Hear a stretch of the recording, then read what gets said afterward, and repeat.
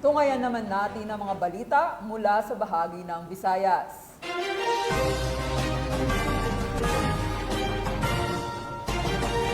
Samantala, sa tuloy-tuloy na operasyon ng pulisya kontra illegal na droga, nasabat ang mahigit 400,000 pisong halaga ng shabu sa Negros Oriental PNP mula sa isang high-value individual sa barangay Palimpinon, Valencia, Negros Oriental. Magbabalita dyan si Patulhuman Annalyn Cano.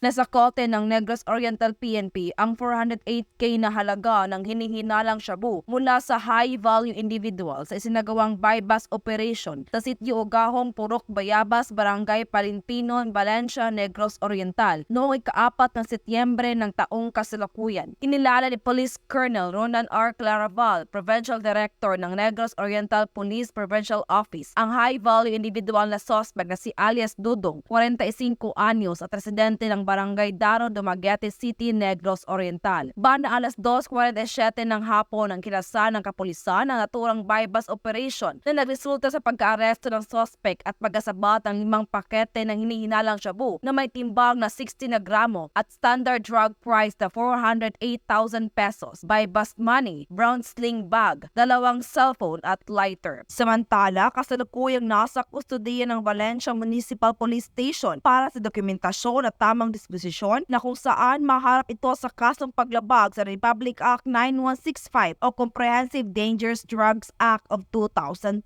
Ang matagumpay na operasyon ay bunga ng pinagsanib puwersa ng PDEU at PAU, NOPO, RID7, PIDEG at Valencia Municipal Police Station. Maayong adlaw sa kanatong tanan.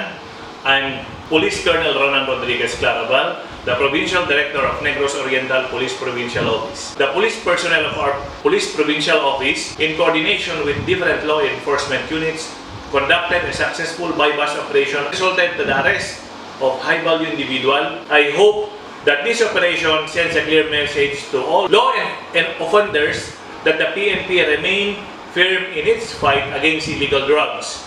And our Police Provincial Office will continue to run after lawbreakers. I thank the community for your continued support. Together, we can achieve a drug-free, peaceful community. Ang matagumpay na operasyon ay bunga ng maayos na pagpapatupad ng Negros Oriental PNP ng kampanya kontra iligal na droga at lahat ng uri ng kriminalidad upang tuluyang masugpo ang pinagbabawal na droga tungo sa maunlad at bagong Pilipinas. Mula dito sa Central Visayas, ako ang iyong PNN correspondent, Patrolwoman Annalyn N. Canoog, alagad ng batas, tagataguyod ng Balitang Pulis.